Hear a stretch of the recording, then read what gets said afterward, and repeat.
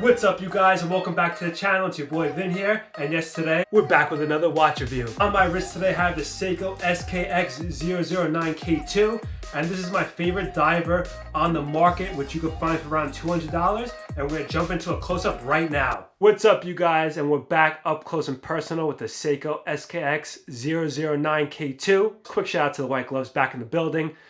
You guys were calling it the Mickey Mouse gloves. I got a lot of abuse in my family for these gloves, but guess what? It makes things look professional, and hopefully a lot of people out there enjoy them. Here we are with the SKX.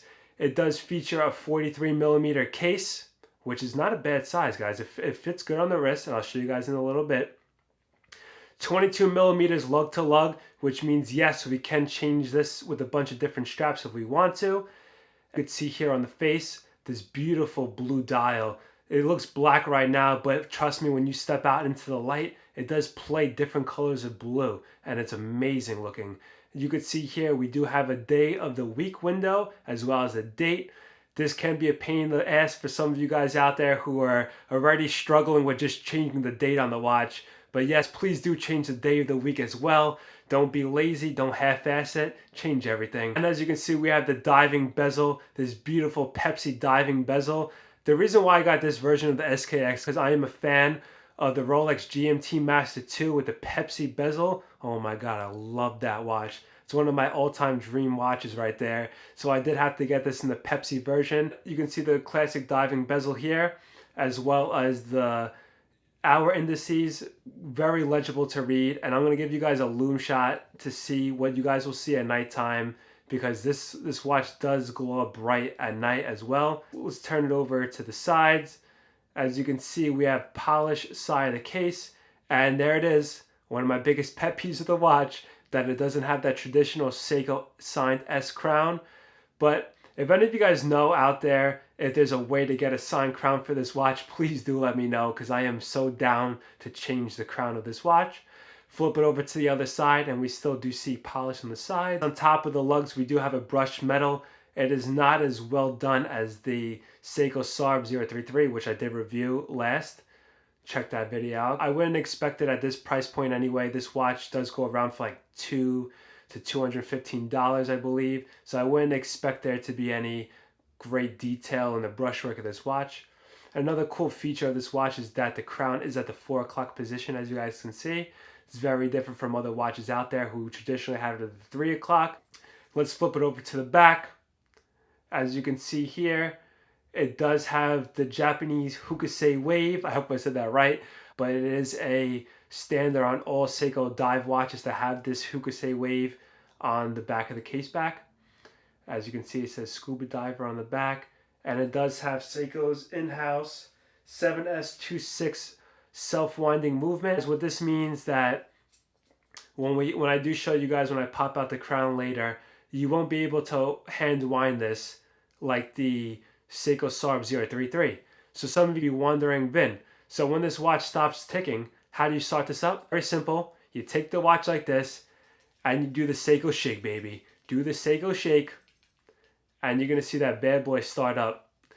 And that's pretty much what you do to get this bad boy running. This watch also does feature, as you can see on the dial, is 200 meters. That means it does have 200 meters of water resist. That turns out to about 660 feet. So all you divers out there who like to dive, this is the perfect watch for that. Ordinary guys like me who are just going to be chilling in the pool or going to the beach in the summer, this is also the perfect watch. You don't have to worry about any water getting in, as long as you keep the crown screwed down. And yes, this watch does have a screw down crown, unlike the Seiko SKX009K2. This does have a screw down crown. As you can see, I'm unscrewing it now. When it does pop out to this position here, if you turn the crown clockwise, counterclockwise, nothing's going to happen. Let's pull it out one more position.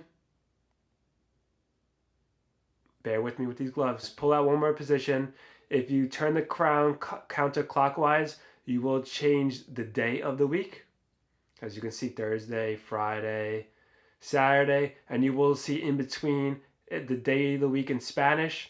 For all of you guys that are Spanish out there, there's an awesome feature for you guys. If you turn the crown clockwise, you're going to change the date, as you can see. One more pull out of the crown. And as you can see, this is not hackable, guys. The second hand continues to run. So if you want to set it to the exact second, good luck with that. This is how you change the hour, the minutes. And that's pretty much it. I'm going to put the crown back in.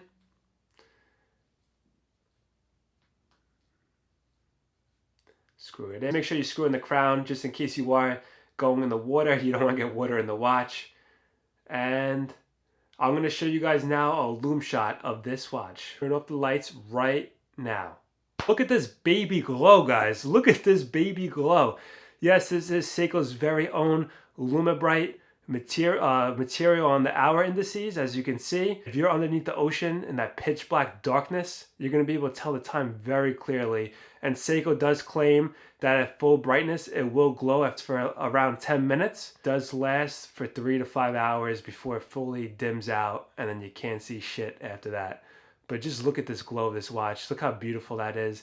As you can see on the 12 o'clock pip on the bezel, you do see that glowing as well, which is an awesome thing for the divers out there who are trying to time something. They could clearly see where they started, and they could see where they ended their dive. We're gonna get into the likes and dislikes of this watch. The best part of this watch, guys, is the price you are getting it at. It goes for around $200. Do not worry, I will leave the links down in the description below.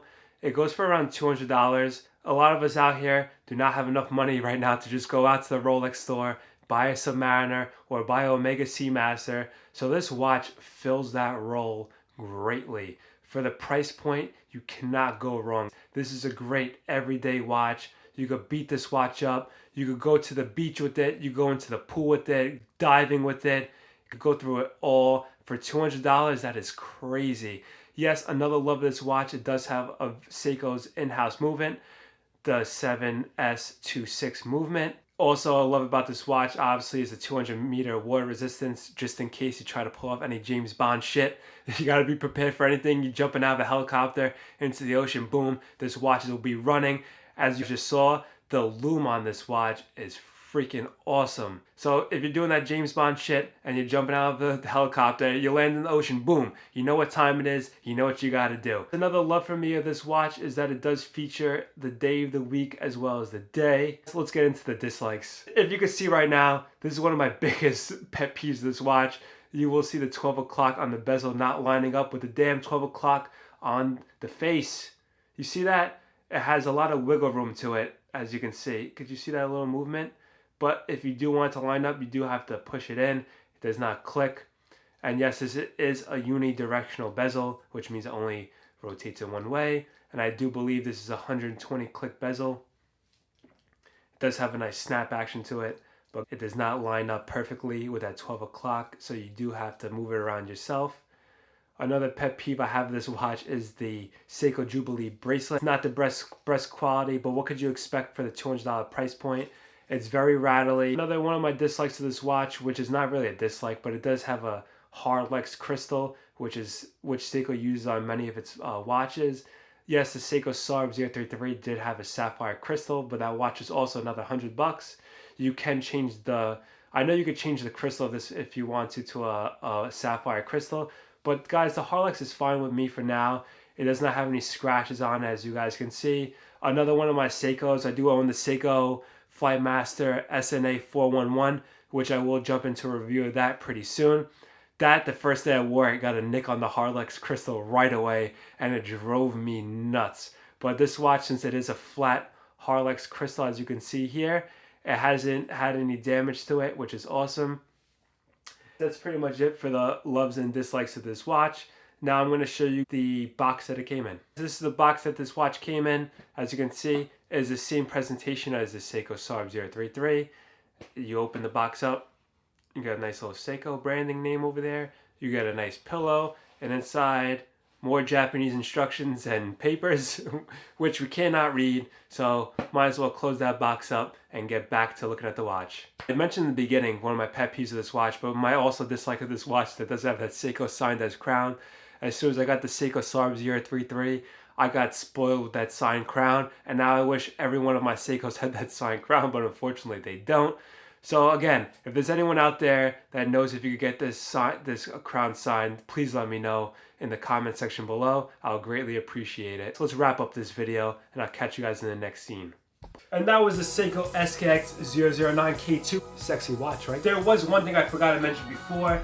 This is the watch that is made in Malaysia. There are other SKX models out there that are made in Japan. There's a lot of videos on YouTube that do the comparison between the both. In my opinion, it's not that big of a difference. That's why I did settle for the Malaysia-made version. It also is cheaper. I believe the Japanese model is around $100 more. Correct me if I'm wrong in the comment section below, but I believe it is. And just check out the videos on YouTube. There's a lot of comparison videos between the two models and see for yourself. Your boy Vin here is telling you that the Malaysia model is fine and it's cheaper. So for me, that's a no-brainer right there. Please like this video, and if you have any comments, please leave them in the comment section down below. And lastly, please do subscribe to my channel. And that's it, guys. I'll see you guys in the next one. Peace.